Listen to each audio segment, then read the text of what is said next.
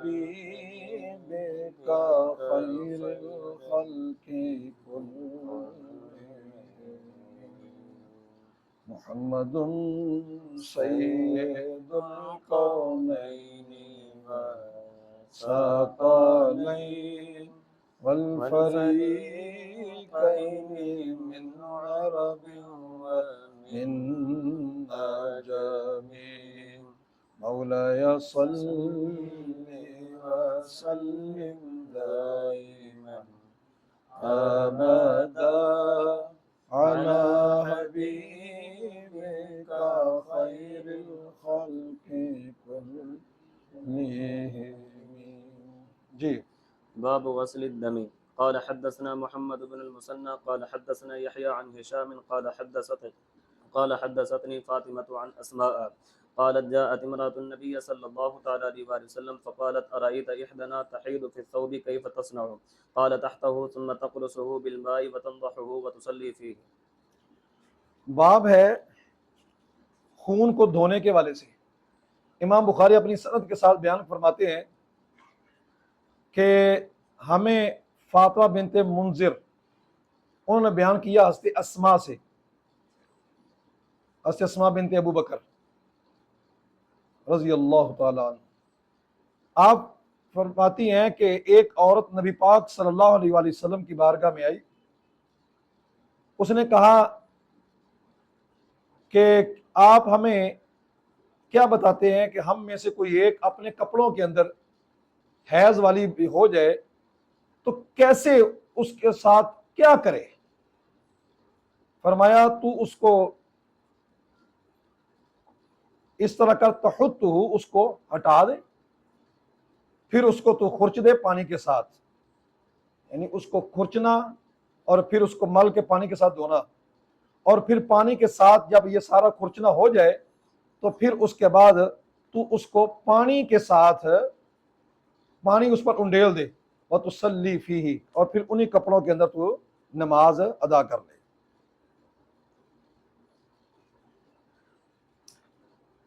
تو اس حدیث میں باب کے ساتھ مناسبت یہ کہ خون کو پانی کے ساتھ دھویا گیا، تو دھونا جو ہے وہ ثابت ہو گیا.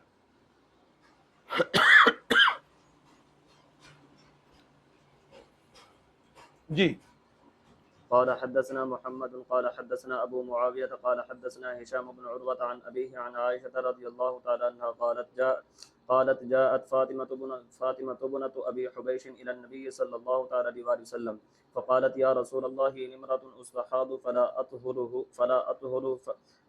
أفأدع صلاة فقال رسول الله صلى الله تعالى عليه وسلم لا إنما ذلك عرق وليس بحيض فإذا أقبلت حيضتك فدعي الصلاة وإذا أدبرت فاغسلي عنك الدم ثم صلي. قال فقال أبي ثم توضئي لكل صلاة حتى يجيء ذلك الوقت.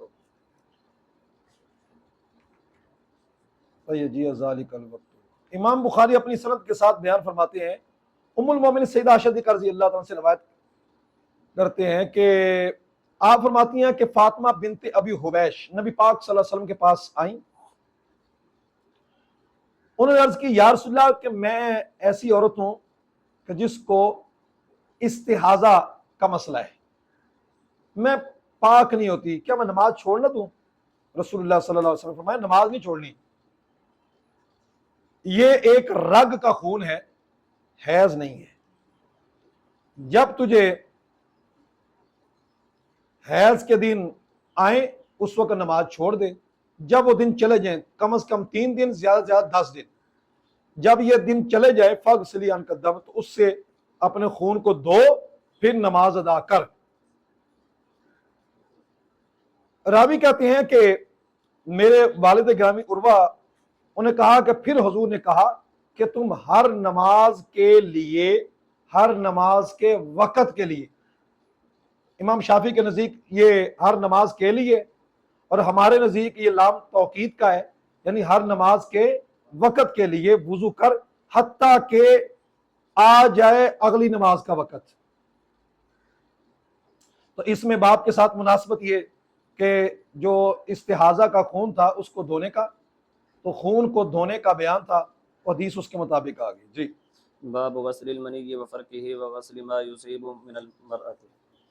باب ہے منی کو دھونا، اس کو کھرچنا، اور اس چیز کو دھونا کہ جو عورت سے پہنچے۔ اب عورت سے کیا پہنچتا ہے؟ وہ اس کو کہتے ہیں جو فرج کی نجاست ہوتی ہے نا، فرج، اسی کو رطوبت فرج، اس کا وہ بیان کیا جا رہا ہے، وہ ناپاک ہوتی ہے۔ قال حدثنا عبدان قال اخبرنا عبد الله بن المبارك قال اخبرنا عمرو بن ميمون الجزري عن سليمان بن يسار عن عائشة رضي الله تعالى عنها قالت كنت اغسل الجنابة من ثوب النبي صلى الله تعالى عليه وسلم فيخرج الى الصلاة وان بقع الماء في ثوبه۔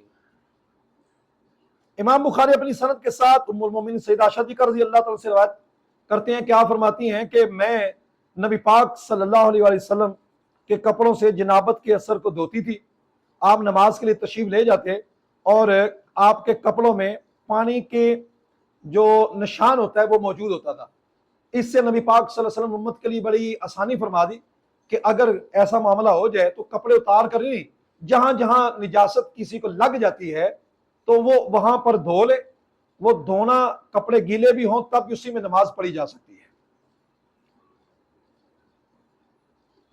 جی قال حدثنا قتيبة قال حدثنا يزيد قال حدثنا عمرو عن سليمان بن يسار قال سمعت عائشة رضي الله تعالى عنها التحويل قال وحدثنا مسدد قال حدثنا عبد الواحد قال حدثنا عمرو بن ميمون عن سليمان بن يسار قال سألت عائشة عن النبي عن المني يصيب الثوب فقالت كنت أغسله من ثوب رسول الله صلى الله عليه وسلم فيخرج إلى الصلاة وأثر الغسل في ثوبه بقع الماء۔ امام بخاری اپنی سند کے ساتھ بیان کرتے ہیں کہ سلیمان بن یسار کہتے ہیں میں نے ام المومنین سیدہ عائشہ رضی اللہ تعالیٰ سے مادہ منویہ کے حکم کے بارے میں پوچھا کہ جو کپڑوں کو لگ جائے، تو آپ نے فرمایا کہ میں رسول اللہ صلی اللہ علیہ وسلم کے کپڑوں سے دھوتی تھی، یعنی ماں اپنے بیٹوں کو مسئلہ سمجھا رہی ہے۔ حضور نماز کے لیے تشریف لے جاتے اور کپڑوں دھونے کا جو اثر ہوتا تھا کپڑے کے اندر اس طرح ہوتا تھا کہ پانی کے جو دھونے کے اثرات ہیں، پانی کے نشان، دھونے کے پانی کے نشان کی صورت میں آپ کے کپڑوں میں دھونے کے نشان پائے جاتے تھے۔ جی باب اذا غسل الجنابة او غيرها فلم يذهب اثره۔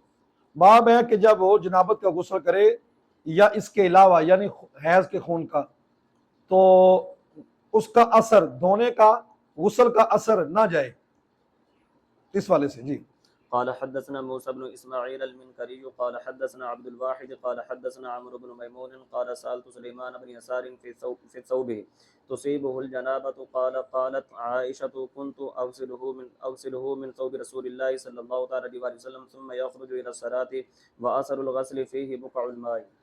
اس میں اسی طرح امام بخاری اپنی سند کے ساتھ حضرت سلمان بن یسار سے روایت لے کر آئے کہ جن کپڑوں کو نجاست پہنچ جاتی تھی تو آپ فرماتے ہیں میں نے سیدہ عائشہ رضی اللہ تعالیٰ نے کہا کہ ہم رسول اللہ صلی اللہ علیہ وسلم کے کپڑے کو دھوتی تھی، پھر نماز کی طرف حضور تشریف لے جاتے اور پانی کے نشان کی صورت میں آپ کے کپڑوں میں دھونے کے اثر رہتا تھا۔ جی باب ابوال الابل والدواب والغنم۔ تو چونکہ باب یہ تھا نا کہ دھونے کا اثر جائے نہیں، باقی رہے، تو باب کے ساتھ مناسبت یہ آگئی۔ باب ابوال الابل والدواب والغنم ومرابدها۔ اچھا، اس سے پہلے ابھی ایک حدیث اس نسخے میں موجود ہے، وہ بھی اس سے سلیمان بن یسار سے ام المومنین سیدہ عائشہ رضی اللہ تعالیٰ سے روایت کرتے ہیں کہ نبی پاک صلی اللہ علیہ وسلم کے کپڑوں سے مادہ منویہ کو دھونے کے والے سے، تو آپ فرماتی ہیں کہ ثم اراہ فیہ بقعۃ او بقعان، یا میں اس میں پانی کے نشانات یا نشان کو اس میں دیکھتی تھی۔ اگلا جو باب پڑھا کہ اونٹوں کے پیشاب اور چپاؤں اور بکریاں اور ان کے جو استبل یا ہوتے ہیں، ان کے جو باندھنے کی جگہ ہوتی ہے ان کی، اس کے اندر نماز کا بھی حکم اور ساتھ ان کے پیشابوں کا حکم، گھوڑے، اونٹ، چوپائیں اور بکریوں کے پیشاب کا حکم، اور ان کے مرابط جہاں پر یہ باندھے جاتے ہیں ان کا حکم کیا ہے۔ اب حکم کے ساتھ تعلیقاً روایت کر دی کہ ابو موسیٰ دار البرید، برید جہاں پر ڈاک آتی جاتی ہو بادشاہوں کی، اس میں نماز پڑھ دی، اور جہاں حویلی تھی، جانوروں کا گوبر ہوتا ہے وہاں پر نماز پڑھی ایک سائٹ میں ہو کر، پھر کہا کہ ہا ہنا وسما سواؤن، کہ وہ جگہ اور یہ دونوں برابر ہے۔ اچھا، یہ برابر اس معنی میں کہا کہ نماز کے اعتبار سے وہ جو جگہ تھی حویلی والی جہاں پر ڈاک آتی بڑی خاص کی ہوتی تھی، وہاں بھی نماز پڑھی جائے، اور جہاں پر حویلی میں بندے ساری بات کام کاج کرنے والے ہوتے ہیں، بھیڑ بکریاں چرانے والے، تو وہ نماز پڑھنے کے لیے دور دراز جائیں تو مشکل بنے گی، تو وہ اگر سائڈ پر جگہ صاف دے کر نماز پڑھ لیتے ہیں تو نماز ہو جاتی ہے، اس میں حرج نہیں۔ آپ نے یہ بتانے کے لیے کہ وہ جگہ اور یہ جگہ بالکل برابر ہی ہے۔ جی قال حدثنا سليمان بن حرب قال حدثنا حماد بن زيد عن أيوب عن أبي كلابة عن أنس رضي الله تعالى عنه قال قدم أناس من عقر أو عرينة فاجتبوا المدينة فأمرهم النبي صلى الله عليه وسلم بلكاح وأن يشربوا من أبوابها وألبانها، فانطلقوا فلما صحوا قتلوا راعي النبي صلى الله عليه وسلم واستاقوا النعمة، فجاء الخبر في أول النهار فبعث في آثارهم، فلما ارتفع النهار جيء بهم فأمر فقطع أيديهم وأرجلهم وسمرت أعينهم وألقوا في الحرة يستسقون فلا يسقون۔ امام بخاری اپنی سند کے ساتھ بیان کرتے ہیں، اصل وہ کلابہ سے، وہ انس بن مالک سے، کہ کچھ لوگ اکل یا اورینیا، قبیلہ اورینیا کے لوگ، وہ آئے، آ کر انہوں نے مدینہ پاک میں، ان کو مدینہ کی ہوا موافق نہ آئی، بیمار ہو گئے۔ نبی پاک صلی اللہ علیہ وسلم نے ان کو حکم دیا بلکاہن، جو نبی پاک صلی اللہ علیہ وسلم کے اونٹ تھے نا، وہاں پر حضور نے بھیج دیا۔ اب ان کے وہ پیٹ پھول گئے، اب وہ یعنی ہیپاٹائٹس ہو گیا ان کو، کالا یرکان۔ حضور نے ان کو حکم دیا یہ کہ اونٹوں کے پیشاب اور دودھ کو وہ پئیں مکس کر کے، وہ ایک خاص کچی لسی بن جاتی تھی۔ وہ چلے گئے، جب وہ ٹھیک ہوئے، وہی دماغ میں فطور بھر گیا، ہٹے کٹے ہو گئے۔ قاتلوا راعی النبی صلی اللہ علیہ وسلم، انہوں نے نبی پاک صلی اللہ علیہ وسلم کے چرواہوں کو قتل کر دیا، اور اتنی بے دردی سے قتل کیا کہ انہوں نے باقاعدہ ان کی آنکھوں کے اندر انہوں نے سلاخیں پھیری، پھر وہ تڑپ رہے تھے تو ان کے منہ میں پانی تک نہ ڈالا، اسی حالت میں ان کو قتل کر کے اونٹ لے کر چلے گئے۔ واستاقوا النعم، اونٹ لے کر چلے گئے۔ یہ خبر جب دین کے ابتدا میں ہی حضور کو پہنچ گئی تو نبی پاک صلی اللہ علیہ وسلم نے ان کے نشانات کے پیچھے بندے بھیجے۔ جب دن اٹھا ہی تھا، یہ 10-11 بجے کا رول گول ٹائم تھا، دن اٹھا ہی تھا تو ان کو لے آئے۔ نبی پاک صلی اللہ علیہ وسلم نے حکم فرمایا، اب قصاصاً سزا دی گئی، ان کے ہاتھ اور پاؤں کاٹے گئے، وہ جو چور کی سزا ہوتی ہے، ان کی آنکھوں کے اندر سلاخیں پھیری گئی، اور ان کو حرہ میں ڈال دیا گیا۔ حرہ وہی میدان جہاں واقعہ حرہ پیش آیا تھا، یہ کالے پتھر کی جگہ ہے، اور مراد یہ بھی ہو سکتا ہے کہ سورج کی تپتی ہوئی حرارت میں ان کو رکھ دیا گیا۔ پانی مانگتے تھے، ان کو پانی نہ دیا گیا۔ یہاں پر اعتراض ہوا کہ جب کوئی قصاص دیا جا رہا ہو تو وہ پانی مانگے تو پانی اس کو دے دینا چاہیے، تو اس کو جواب یہ ہے کہ انہوں نے جو تڑپایا تھا نا، یہ تڑپانا بھی قصاص میں رکھا گیا ہے۔ بعضوں نے اس کی توجیہ یہ بیان کی ہے کہ چونکہ انہوں نے اس دن جو دودھ تھا، اونٹوں کا دودھ، وہ اس دن حضور کے گھر نہیں گیا تھا، تو حضور کے اہل بیت جو آل محمد تھے، اہل بیت طاہر تھے، ان کو دودھ نہیں ملا تھا، وہ چونکہ پیاسے ہو گئے، تو پیاسے ہونے کی وجہ سے اس کی سانس میں بھی ان کو پیاسا رکھا گیا۔ یہ توجیہ سمجھ نہیں آتی۔ پیاس کا تعلق دودھ سے نہیں ہوتا، اس کا تعلق پانی سے ہوتا ہے۔ وہ کیسے پیاسے رہ گئے؟ دوسری وجہ خرابی کی ہے، پھر لوگ یہ سمجھیں گے کہ اپنے گھر کی بات ہے تبھی ان کو تڑپایا، اور دوسرے کے لیے شریعت اور ہوگی، اس واسطے یہ توجیہ غلط ہے۔ یعنی کافی بزرگوں نے یہ بات لکھ دی ہے، لیکن یہی سمجھ آتی ہے کہ ایسی بات نہیں۔ جو انہوں نے تڑپایا تھا حضور کے صحابہ کو قتل کرتے ہوئے، کہ ان کی جب سلاخیں پھیری نا تو ایک تقاضا طبیعی کو سو تڑپ رہے تھے وہ، اور ان کے تڑپتے ہوئے کے منہ میں پانی بھی نہیں ڈالا. تو نبی پاک صلی اللہ علیہ وسلم کو تو ساری خبر مل گئی کہ کسی اس طرح ان کو تڑپا کے مارا. تو اس قصاص کے اندر پھر ان کو اسی طرح تڑپا کر آنکھوں میں سراخیں پھیر کر اسی طرح قتل کیا گیا جو ان کی سزا بنتی تھی.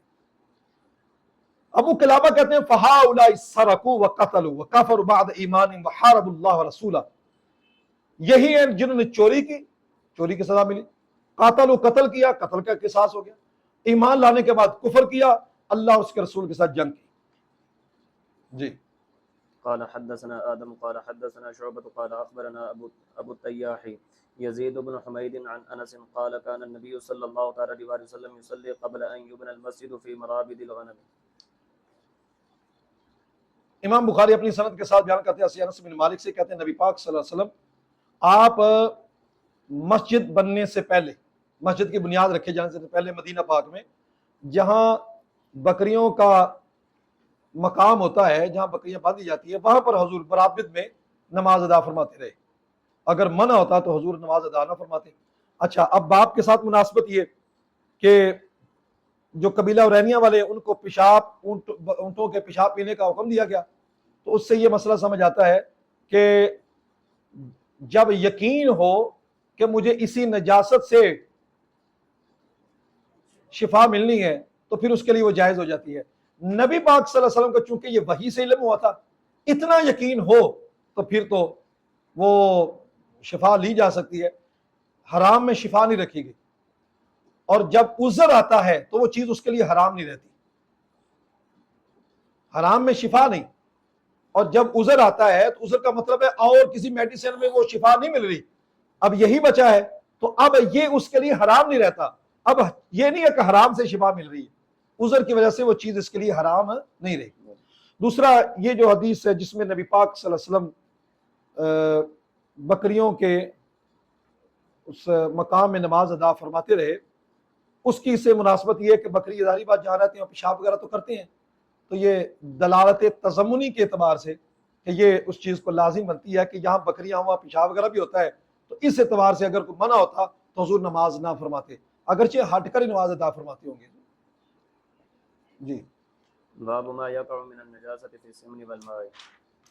باب ہے جو نجاست گر جائے گھی میں اور پانی میں، اس کا شرعی حکم کیا ہوگا. قال حدثنا اسماعيل قال حدثني مالك عن ابن شهاب عن عبيد الله بن عبد الله عن ابن عباس رضي الله تعالى عنهما عن ميمونة أن رسول الله صلى الله عليه وسلم سئل عن فارة سقطت في السمن فقال ألقوها وما حولها فاطرحوه وكلوا سمنكم. اس کے تحت امام بخاری نے کچھ تعلیقات ذکر فرمائی ہیں. زہری کہتے ہیں لا باس بالماء، پانی میں نجاست گر جائے کوئی حرج نہیں جب تک اس کا رنگ بو ذائقہ نہ تبدیل ہو. وقال حماد لا باس بريش المیتۃ، حماد نے کہا کہ مردار کے پنکھ میں کوئی حرج نہیں ہے. اور زہری کہتے ہیں مرداروں کی ہڈیوں کے بارے میں نحو الفیل وغیرہ، جس طرح ہاتھی اور اس کے علاوہ. امام محمد رحمۃ اللہ علیہ کے نزدیک جو ہاتھی ہے وہ نجس العین ہے، اس واسطے اس کی ہڈیاں بالکل ناپاک. جبکہ امام ابو یوسف، امام اعظم ابو حنیفہ رحمۃ اللہ کے نزدیک جو ہاتھی ہے یہ نجس العین نہیں ہے. تاہم ان جانوروں کی ہڈیاں جن میں خون سرایت نہیں کرتا سوائے خنزیر کے، باقی سب کی ہڈیاں استعمال میں لائی جا سکتی ہیں. کہتے ہیں کہ میں نے ادرکت الناس من سلف العلماء، سلف العلماء، علماء متقدمین علماء کو میں نے پایا وہ سب کے سب اسی طریقے پر چلتے تھے، اور اس کے اندر وہ تیل ڈالتے تھے، اس میں کوئی حرج نہیں رکھتے تھے. وہ کنگھی بناتے تھے، باقاعدہ ہاتھی کی جو ہوتے نا دانت، اس کی کنگھی تیار کرتے تھے اور دانت کی، اور پھر اس میں تیل ڈال دیتے تھے، کوئی حرج نہیں سمجھا جاتا تھا. ابن سیرین کہتے ہیں اور ابراہیم نخعی کہتے ہیں کہ ہاتھی کے دانت کو تجارت کرنے میں کوئی حرج نہیں. امام محمد کے نزدیک ناجائز ہے، لیکن فتویٰ امام محمد کے قول پر نہیں ہے. امام بخاری کی اپنی سند کے ساتھ بیان کرتے ہیں حضرت عبید اللہ بن عبداللہ بن واسطے عبداللہ بن عباس واسطے میمونہ رضی اللہ تعالی عنہا سے کہ رسول اللہ صلی اللہ علیہ وسلم سے ایسے چوہے کے بارے میں پوچھا گیا جو گھی میں گر جائے. فرمایا جو جامد گھی ہے اس کے بارے میں فرمایا اس کو نکال کے پھینک دو، اور جو اس کا ارد گرد ہے اس کو، باقی جو گھی بچا ہوا ہے وَكُلُوا سَمْنَكُمْ، تم گھی کو تم کھا لو، یعنی ضائع نہ کیا جائے. جی قال حدثنا علي بن عبد الله قال حدثنا معن قال حدثنا مالك عن ابن شهاب عن عبيد الله بن عبد الله بن عتبة بن مسعود عن ابن عباس رضي الله تعالى عنهما عن ميمونة أن النبي صلى الله عليه وسلم سئل عن فارة سقطت في سمن فقال خذوها وما حولها فاطرحوه. وقال مان حدثنا مالک ما لا اسی یقول ابن عباس محمود. امام بخاری اپنی سند کے ساتھ بیان کرتے ہیں ہستے عبداللہ بن عباس و میمونہ رضی اللہ تعالیٰ عنہا سے نبی پاک صلی اللہ علیہ وسلم سے ایسے چوہے کے بارے میں پوچھا گیا جو گھی میں گر گیا. فرمایا اس کو پکڑو اور جس کے ارد گرد اس کو پھینک دو.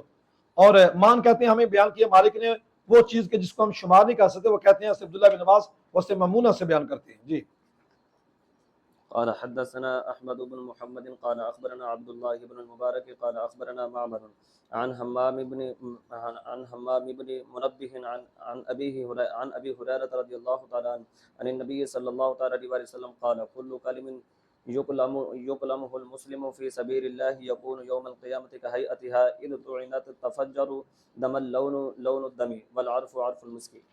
امام بخاری اپنی سند کے ساتھ ابو ہریرہ رضی اللہ سے روایت کرتے ہیں نبی پاک صلی اللہ علیہ وآلہ وسلم سے روایت کرتے ہیں فرماتے ہیں ہر وہ زخم جو مسلمان کو اللہ کے راستے میں لگے تو قیامت کے دن مسلمان اسی حالت میں آئے گا جیسے اس کو جس وقت اس کو زخم لگا.